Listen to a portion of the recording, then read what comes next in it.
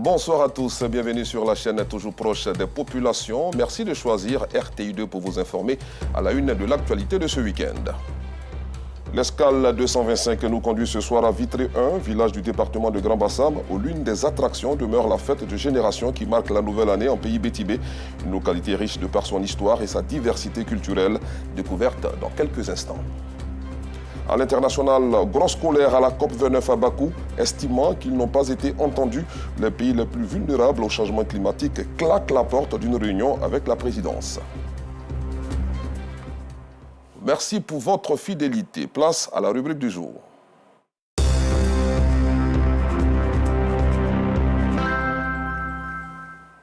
Direction la région du Sud Komoué, précisément à Vitré 1. Ce village du département du Grand Bassam, fondé par les Bétibés venus de Thioboué, est riche de par son histoire et sa diversité culturelle. Dans cette localité, deux générations s'alternent au pouvoir, les Tchaba et les Noé, avec à l'intérieur de chacune 4 catégories. L'une des attractions de Vitré 1 reste la fête de génération qui marque la nouvelle année en pays Bétibé et que nos reporters Noussangare et Kader Bachil nous invitent à découvrir. Vitré 1, village du département du Grand Bassam, région du Sud Komoué. Village fondé par le peuple Bétibé venu de Thioboué.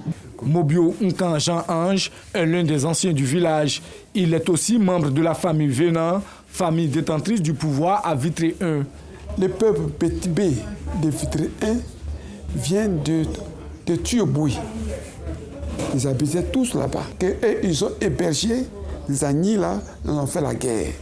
Et à la suite de la guerre, ils ont quitté là-bas Thioboué pour venir errer jusqu'à ici. Avant leur installation définitive sur le site actuel du village, le peuple Bétibé a transité par l'île de Vitré, où il a vécu pendant des années. Vitré 1, Vitré 2, c'est un même village. Ils habitaient tous sur l'île. À la suite d'une inondation, l'eau à la lagune a monté. Et ils sont été les premiers à partir. Parce que le coin était inondé. Ils ont demandé à ce qu'on parte avec eux. Mais parce qu'il a fait des suites des fêtes de génération, et ils ont fait la fête de génération. Dans le côté Tchaba, que nous sommes, nos parents n'ont pas encore fait la fête. Laissez-nous faire notre fête pour qu'on puisse déménager. Et eux, ils n'ont pas accepté, ils sont partis. Nous sommes restés et jusqu'à ce que nous aussi, on ait besoin de déménager pour venir ici. Voilà. Dans l'organisation du village, la chefferie est l'affaire de la famille Oboka. C'est dans ma famille, la famille Oboka, qu'on choisit les chefs du village. Ce n'est pas une élection. Et le choix se fait par les femmes les plus âgées de la famille. Et ce choix est incontestable. À Vitré 1, 2 générations se succèdent au pouvoir. Les générations Tchagba et Noé. Des générations qui jouent un rôle prépondérant dans la gestion du village. Chaque génération est composée de 4 catégories. Donc il y a les Tiblés, il y a les Baoulés, il y a les Djemiens Noubé et puis il y a les Djemiens. Et ces catégories-là, vous les trouvez dans l'autre génération. La deuxième génération, c'est la génération Noé. Voilà, elle est composée de ces mêmes 4 catégories. Là aussi, c'est comme ça est géré nos villages. Il faut dire que les générations sont les soldats du village. Les chefs gouvernent, mais la génération règne. Ça veut dire quoi? Le chef, sans génération, ne peut rien faire. Et chaque génération a son temps bien précis. La génération Tchagba a fini son travail et ils ont cédé le pouvoir à la génération Noé. Vitré 1 est l'un des rares villages où les Bétibés ont conservé leur langue. Nous, ici, nous parlons notre langue correctement. Eux, ils ont perdu la langue. Les Bétibés qui sont restés à Thioboué, ainsi de suite, ils ont perdu. Mais nous, on parle toujours notre langue. Eux, ils parlent Agni. Ils chantent en Bétibé. C'est mes défauts et mien et yicré, c'est interminé.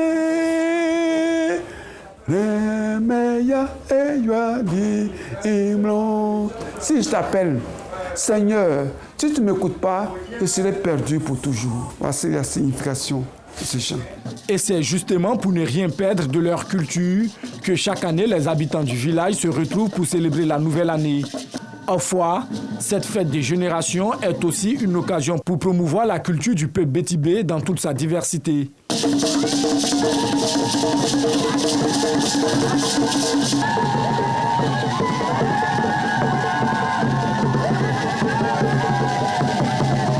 Ces festivités du peuple bétibé font appel aux villages voisins, notamment les villages de Mossou et d'Ebra.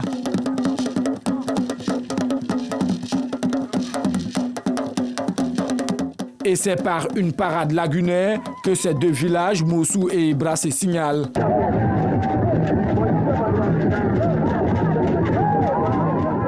Quand nous invitons nos amis de Mossou et d'Ebra, ceux-ci viennent sur la lagune.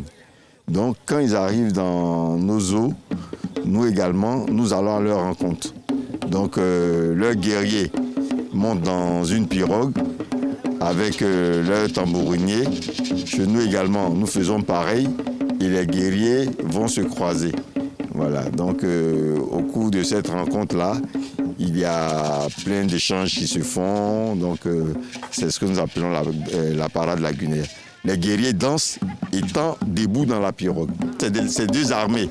L'armée amie que nous avons invitée et nous-mêmes, c'est un peu comme aujourd'hui, on dira au cours des manœuvres, une manœuvre militaire, voilà, qui se fait, mais sur l'eau.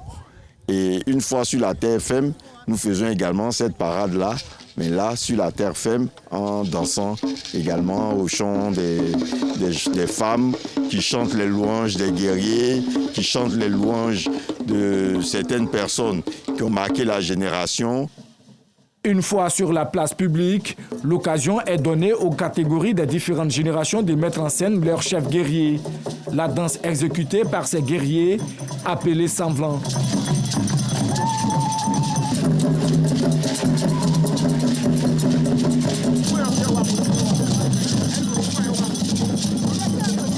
Et c'est la catégorie Baoulé qui donne le ton. Ensuite, la catégorie Djemien Nimbe. Et enfin, la catégorie Djemien, les Benjamins de prendre le relais.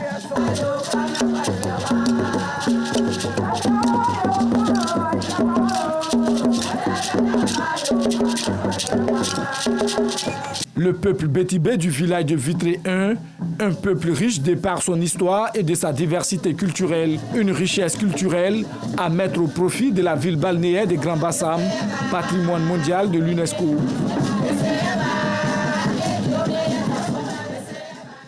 On peut le dire à travers cette fête des générations, les Bétibés célèbrent leur héritage avec fierté. Un peuple riche en patrimoine, une véritable source de trésors. Restons dans le sud Komoué, mais dans la ville de Bonois cette fois, où le Mignin Festival fait la promotion du vivre ensemble et de la paix. Tenu récemment dans la cité de l'Ananas, il a consacré un jour au Comian, personnes consultées pour l'avenir en pays abouré et chez bien d'autres peuples ivoiriens. Une manière de pérenniser cette pratique ancestrale locale en voie de disparition. Reportage Théodore Zouzou. Des pieds parés de pelles avançant dans un mouvement chorégraphique bien mené dans le sable de la reine du jardin botanique de Bonois, chef-lieu de sous-préfecture, région du Sud Komoué. Ce sont les Comiens, des diseurs d'avenir à la fois guérisseurs, dans la culture abourée et bien d'autres peuples de Côte d'Ivoire. Nous sommes à la 3e édition du Mignin Festival de la ville. Nous avons décidé de dédier cette journée-là aux Comiens pour qu'eux aussi puissent faire leurs prières, afin que la paix que nous recherchons puisse venir sur Bonois. Pendant que ceux qui sont vêtus de blanc conjurent toute malédiction, d'autres s'attellent à faire cuire les animaux sacrifiés pour la paix durable dans la localité. Lui-même qui est l'intermédiaire entre les hommes, surtout les abourés, et l'esprit. Donc nous les abourés, nous croyons en ça.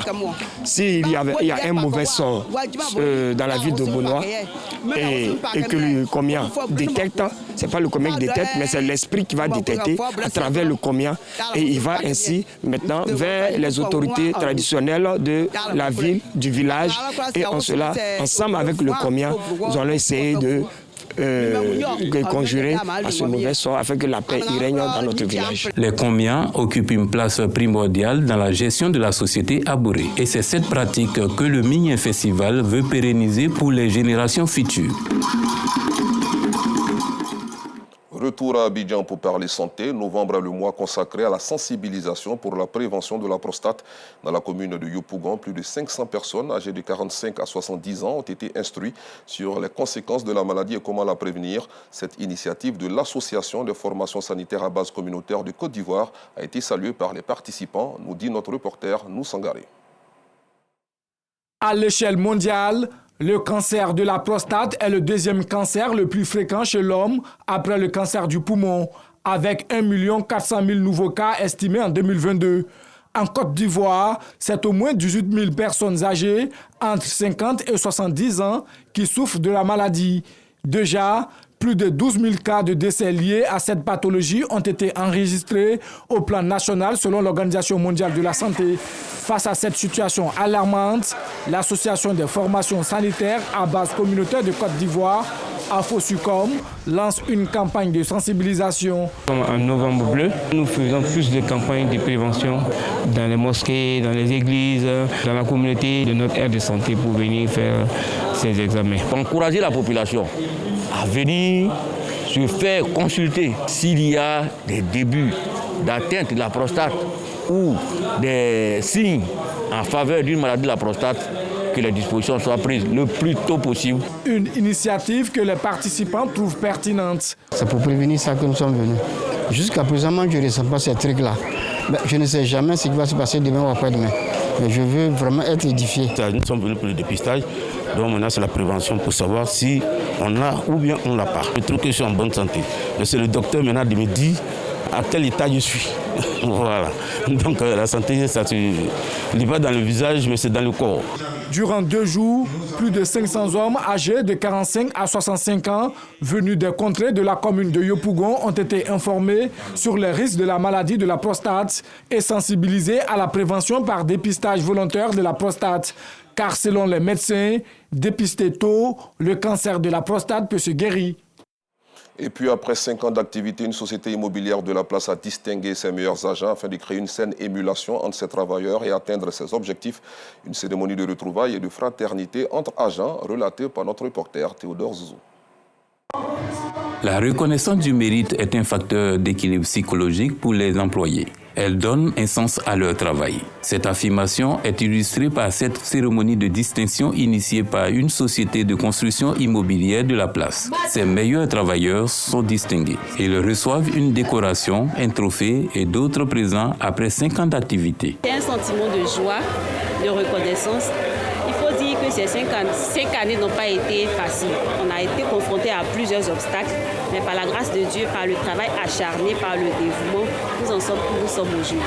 Je suis reconnaissante, je suis heureuse d'avoir reçu ce prix-là. Ça prouve véritablement mon travail, mon dévouement. Cette reconnaissance de la valeur des agents au travail est soutenue par le ministère de la Construction et des élus de la commune de Cocody. L'immobilier étant un métier très compliqué, un métier d'homme, avoir pu atteindre 5 ans a été quelque chose de particulier pour nous. Donc on n'a pas voulu laisser passer cette occasion et on s'est dit on marque un stop, on célèbre.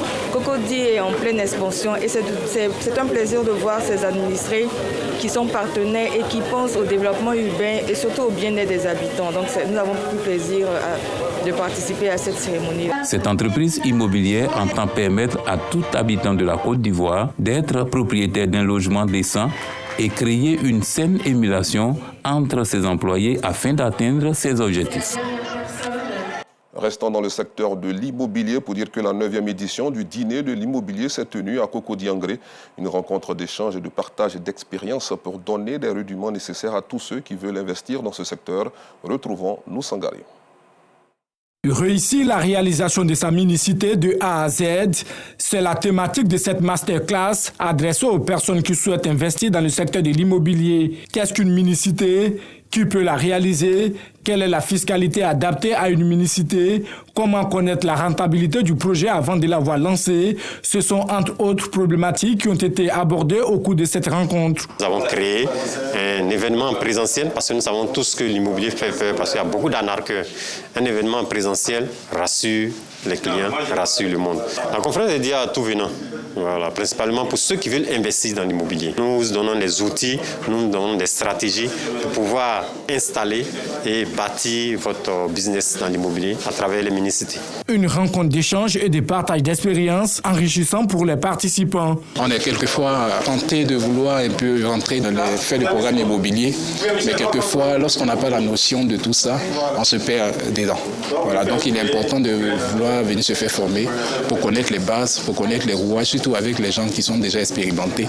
Voilà, ça donne un aperçu dans l'objectif qu'on veut atteindre. Je n'étais pas aguerri en termes d'information.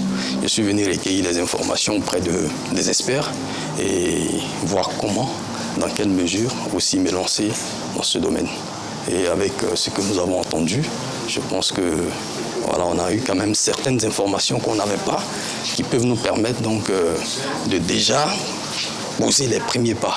Le dîner de l'immobilier, qui est à sa 9e édition, est une initiative des jeunes entrepreneurs ivoiriens évoluant dans le secteur de l'immobilier.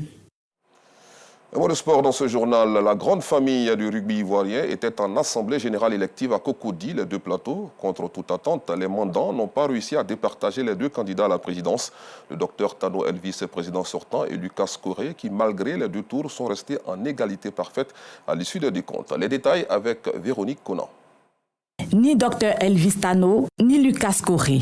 Les urnes n'ont donné raison à aucun des deux candidats à la présidence de la Fédération ivoirienne de rugby à l'issue de l'Assemblée générale élective tenue le vendredi 15 novembre au siège du Comité national olympique. Sous la supervision d'une commission électorale dirigée par Jean-Marie Alakwame, premier vice-président du CNO Côte d'Ivoire, les rugbymen ivoiriens ont peiné à départager les deux challengers qui sont restés à égalité parfaite à l'issue des décomptes. À la suite d'une élection avec un collège électif de 33 clubs votants, les deux candidats ont chacun obtenu 16 voix contre un bulletin blanc à 2 reprises. Une situation qui n'a pas laissé d'autre choix à la commission électorale de reporter le scrutin afin de permettre aux candidats d'aller convaincre à nouveau les clubs affiliés à la Fédération ivoirienne de rugby. Ça montre que, effectivement, tous les clubs sont intéressés à la chose.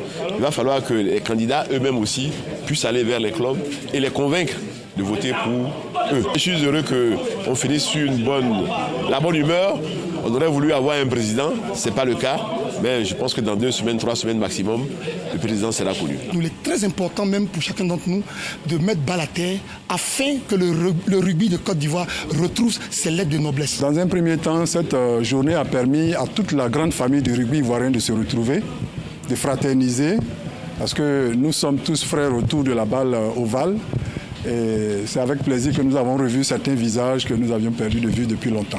La grande famille des rugbymen ivoiriens, qui rêve d'une sortie de crise électorale, doit encore patienter quelques semaines pour connaître le nouveau président de la Fédération ivoirienne de rugby. Ouvrons la page internationale de cette édition. De l'autre côté de la frontière nord de notre pays, au Mali, la chaîne de télévision privée Joliba TV a été suspendue par la haute autorité de la communication à Bamako à la suite d'une plainte des autorités burkinabées. Un responsable du média a expliqué que la HAC lui a retiré sa licence et que la mesure sera effective le 26 novembre prochain. Hors du continent, comme annoncé en titre, les pays les plus vulnérables au changement climatique ont quitté ce samedi des consultations avec la présidence azerbaïdjanaise de la conférence de l'ONU à Bakou pour protester contre un projet d'accord bien en dessous de leur demande d'aide financière. L'origine de la colère est un projet de texte final. Les pays occidentaux se sont engagés à augmenter de 62 000 à 188 000 milliards de francs CFA par an d'ici à 2035 leur engagement de financement pour ces pays qui exigent au moins le double. Enfin, la crise au Moyen-Orient toujours sous le feu des projecteurs. La défense civile de la bande de Gaza a annoncé ce samedi la mort de 19 personnes, dont des enfants tués dans des frappes et tirs nocturnes israéliens en plusieurs endroits du territoire palestinien. Son porte-parole, Mahmoud Bassal, a aussi déclaré que 40 blessés ont été enregistrés dans ces massacres provoqués par des frappes israéliennes dans la bande de Gaza ainsi que des tirs de chars à Rafah. Merci d'avoir suivi cette édition avec beaucoup de plaisir. Je vous retrouverai demain, 19h30, toujours sur RTI2. Bon week-end.